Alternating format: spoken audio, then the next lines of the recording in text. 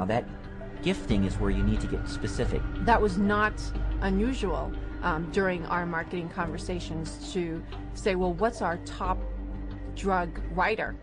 You know, who's the doctor that's prescribing the most of this drug? Well, you know, let's send them to the Kentucky Derby. We offered trips on some occasions to come out and hear a 2-hour talk, but it happened to be on a nice island in Hawaii.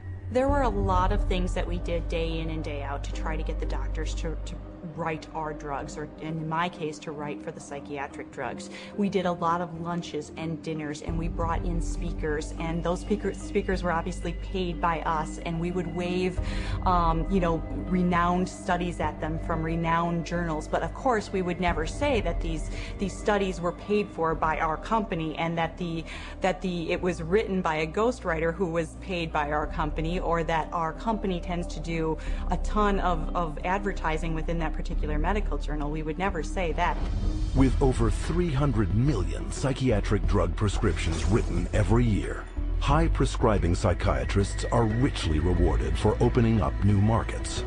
They receive up to 25% more pharmaceutical money than any other medical specialty, an average in one state of more than $45,000 per top psychiatrist per year.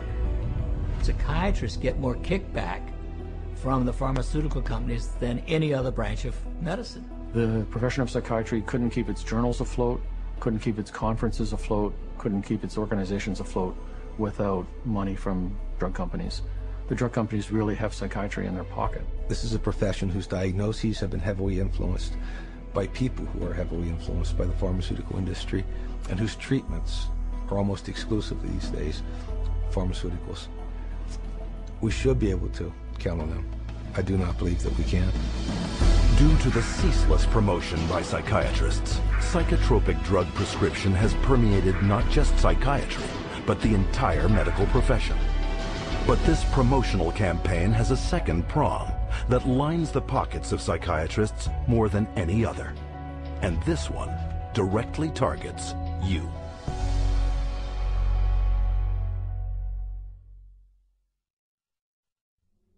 Abilify helps control symptoms of bipolar mania. Ask your doctor about Effexor XR.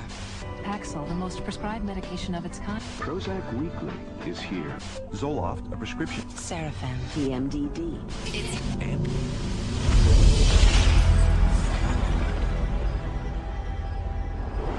psychiatrists and drug companies don't hype psychiatric drugs only to fellow prescribers. They also pitch them straight to the end user, you, counting on you to walk into their offices and demand a prescription. The direct-to-consumer advertising is instilling the notion in every human being that something is mentally wrong, something needs correction.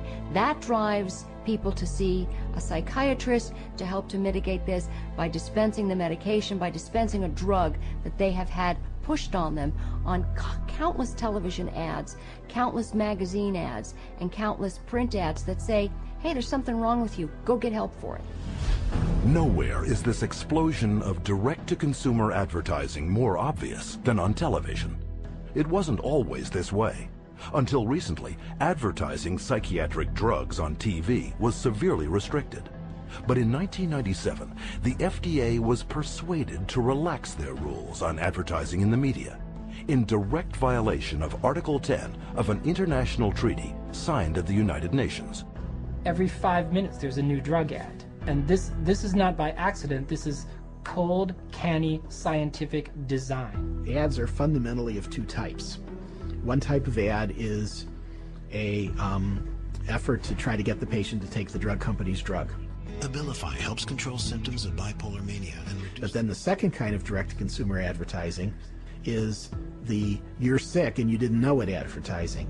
You could be suffering from generalized anxiety disorder. Because they want to create sales, so what they're going to do is tell people, do you have these symptoms? Do you have this disease? Do you have this particular condition? But they hit it so hard on television that people say, ask your doctor, ask your doctor. Every commercial is a referral to the doctor. See, they're working for each other. Ask your doctor about Cymbalta. Depression hurts. Cymbalta can help. I can go to my doctor and say, here are my symptoms, and walk out with the prescription I want. I can ask for a drug by name, and most of the time I'll be given the drug. So basically I'm my own doctor. The industry defends what it's doing by saying this is some kind of public health education campaign. And I'm sorry, I think if you go to an advertising agency, you're advertising. From the start, advertising psychiatric drugs on television has been phenomenally successful. In just the first 3 years, sales of psychiatric drugs skyrocketed by 250%. With grosses now hitting record levels, the drug industry is spending $2.9 billion a year in TV advertising alone. And once this drives people into the offices of psychiatrists, they can be hooked using another marketing ploy: free samples. The industry is willing to give out millions of dollars worth of free samples because it generates billions of dollars in sales. You want a prescription and you want Prozac written forever as a maintenance therapy. So you establish that with some free Prozac up front. Here, take this sample, it doesn't cost you anything, and then if you like it or if it seems to work, then we'll make a prescription, but you're going to have to pay for that prescription. The sample is free. So it's really a marketing technique. They got a cash cow. Zero refill means you've got to go back to the doctor for another consultation, for another subscription, and it just goes forever. This is business. This is money.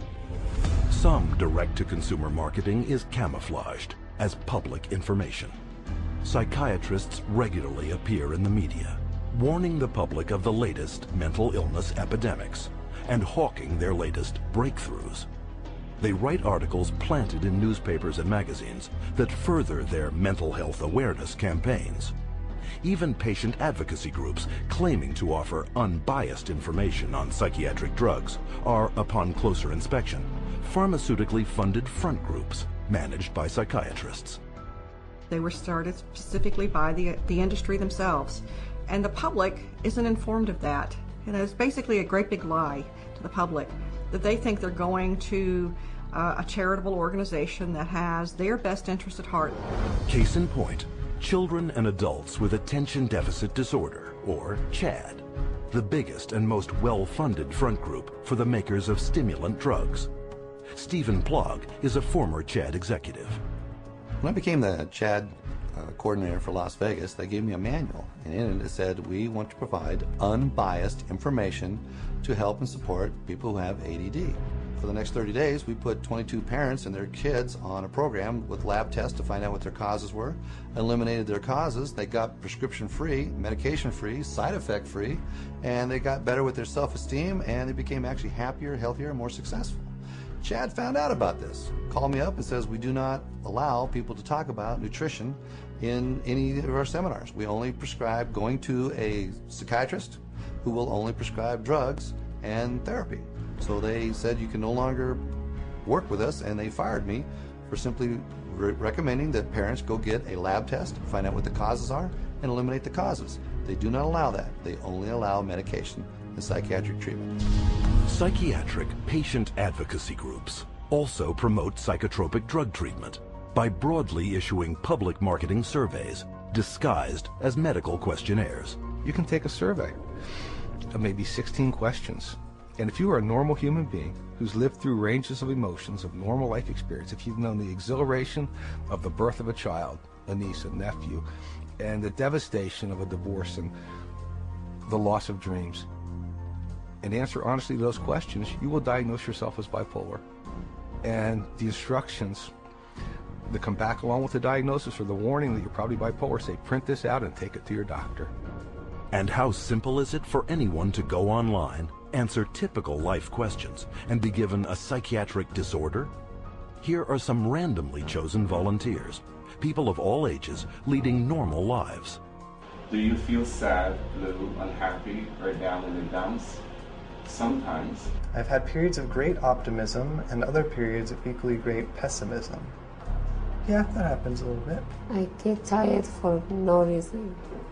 Sometimes. Life is pretty full. Not really. For no apparent reason, I sometimes have been very angry or hostile. It's hard for me to concentrate on reading. I am restless and can't keep still. My heart beats faster than usual. I have trouble sleeping, shortness of breath, gained weight, trembling hands. I have an idea that most of these are going to be sometimes.